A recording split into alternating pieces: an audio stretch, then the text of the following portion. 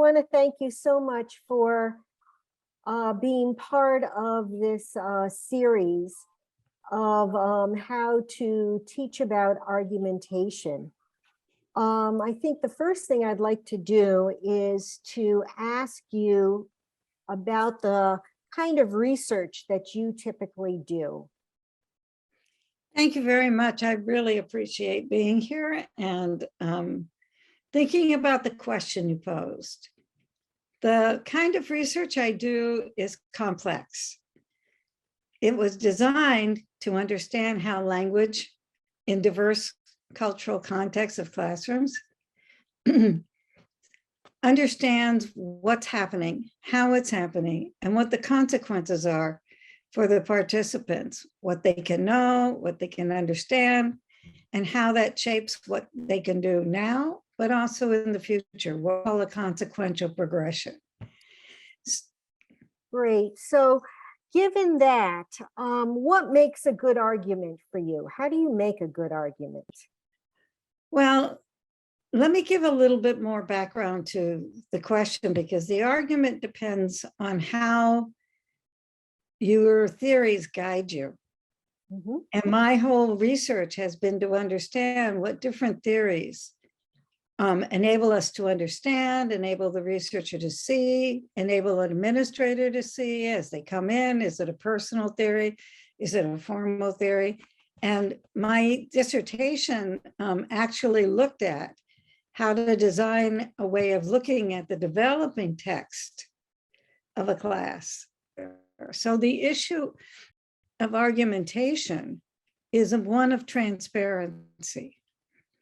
Transparency in the problem you identify, transparency in the conceptual theories you choose to study the problem, transparency in the ways you go about collecting data, the ways you go about, oh, excuse me, it's not data. For me, it's records. You make records of what's happening. You record what's going on, either through notes or through videos or audios or visuals, because way back in the 1970s, Gregory Bateson argued that what you do in recording something is not the phenomena. You are constructing it. So I want to know how the author constructs the phenomena, how they record it, how then they can analyze it, and how they can construct data from the records they make.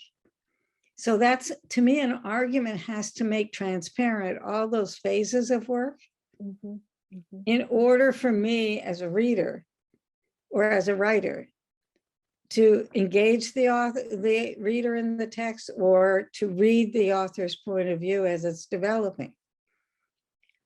So argumentation to me is part of the research process.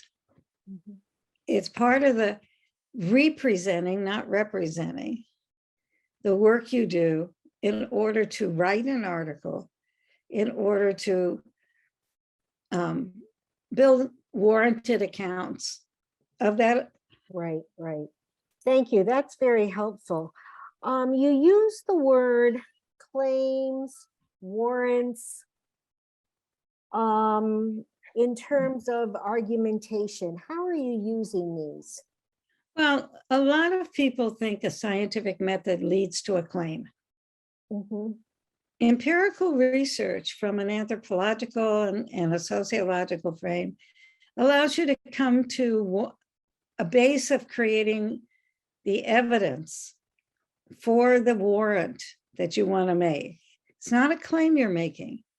You're going to show how you got to this interpretation.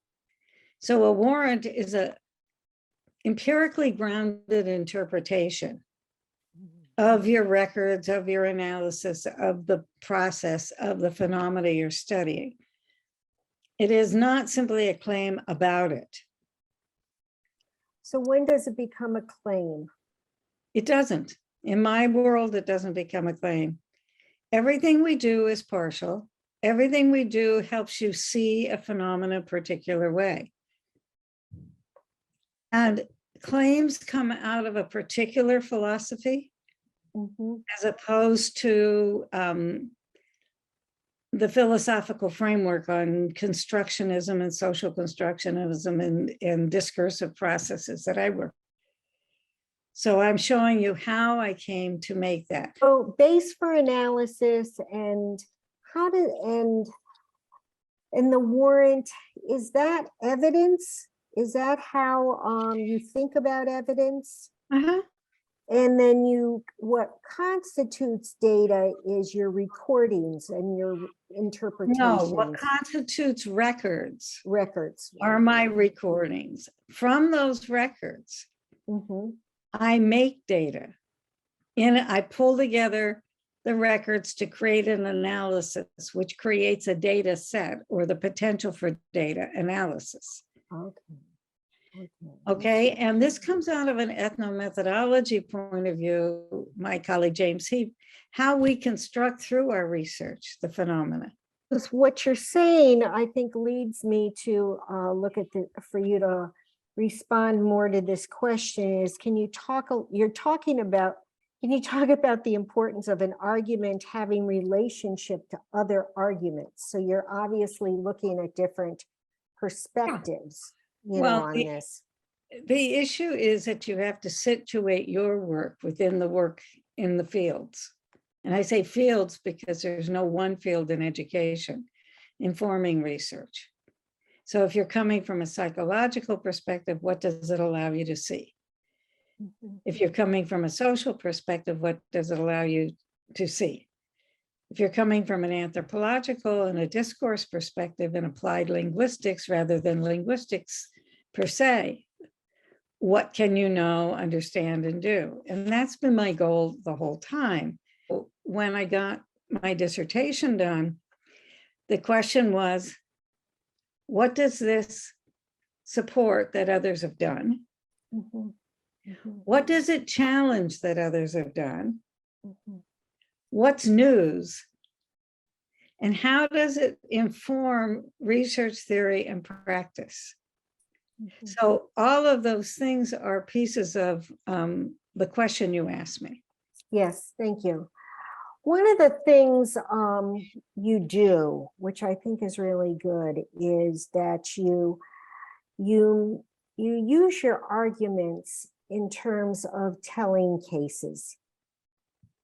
How in a telling case do you do that? Do you make an argument?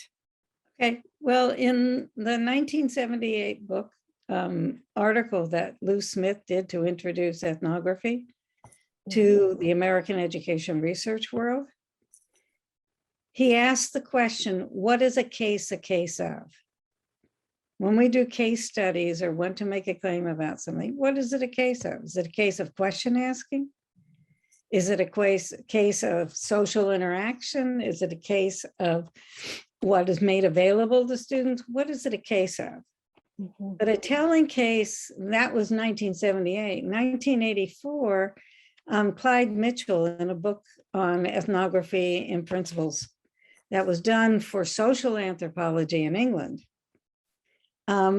said you can study any size, an individual, a group, a family, a whole society. But what you do is you trace people across relevant events, cycles of activity. So that's what we do. A telling case for us has to do with our identifying something we can then trace and show the development or its use of across time, events, and configurations of actors.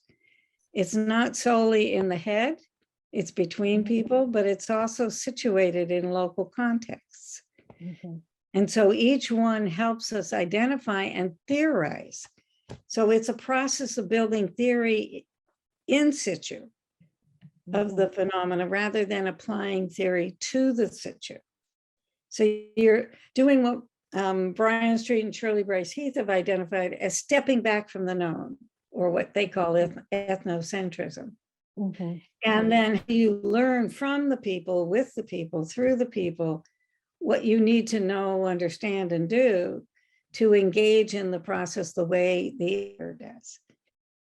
I like your statement about gaining insight, and that goes very much within the methodology and the research. As a last question here, as a reviewer, you were very clear in terms of your research, but what do you look for in a good argument in any study? Okay, so like my research, my first step is to step back, okay? To not anticipate what I'm going to read and to begin to follow the trail that the author creates. Have they defined the problem within the field, not just personal? Have they situated it, and have they defined the context in a way that I can or the setting, in a way I can understand who's there, who was studied, what their backgrounds were, what the level was, not just tell me they were in group A, group B, and group C. Right. Okay, and then I could follow, okay, so given here's the problem and here's the people that are going to have this problem, or I want to understand how it might fit, if it might fit, not just assume it does. And then how do I step back and look at the ways they go about doing the research? Could I reconstruct it? Could I do what they did and come to the same conclusion? Yes, yes. That's Okay, interesting. Yeah, reconstructing. And also I'm getting the sense of coherency within a it's particular actually, study. I don't know what you mean by coherency, but for me, it's a reflexive process. It's iterative, recursive, and abductive. If they're only following a linear process of applying a method, I ask them to step back and look at the work of other people when I write my review. How does this match or fit within this other way of thinking? Yes. What are the limits to certainty? We've written on this in terms of video analysis. What are the limits to certainty of what you can claim or say or state or warrant, right? And that's a key piece, because no one theory, tradition, method will allow you to answer the whole. So what aspect of it does your focus inform us about? And is it something we didn't know before? So how did you choose that particular tool, as people call them, or system or method? For what reason? And what is it going to focus you on? Because some of the contrastive analysis in the books I've done on multi-method analysis allows you to see, if I take a semantic theory, I get this. If I take a social theory, a sociolinguistic theory, I get this. If I take a literary theory, on the same exact record. But it's not choosing which one's right. Greta Marine-Dershimer wrote on this one. She said you re-enter your archive, the records, and see if there's more there. And since the complexity of life in a classroom is day by day and over time, then I can't just make a claim or a generalization. What I can say is, in the specific, I see a general or generic element, but I need to see if in the next instance, the same thing occurs or not. Right. If not, then what else do I need to know and add and do? And when I read the texts across traditions, across journals and other things, and when I edit journals, I need to be able to understand how the author's claims or warrants are situated within the larger world. Thank you. Thank you. That's really helpful, really interesting, clear. Thank you so much, Judith. Oh, thank you for letting me rethink this process and for sharing it.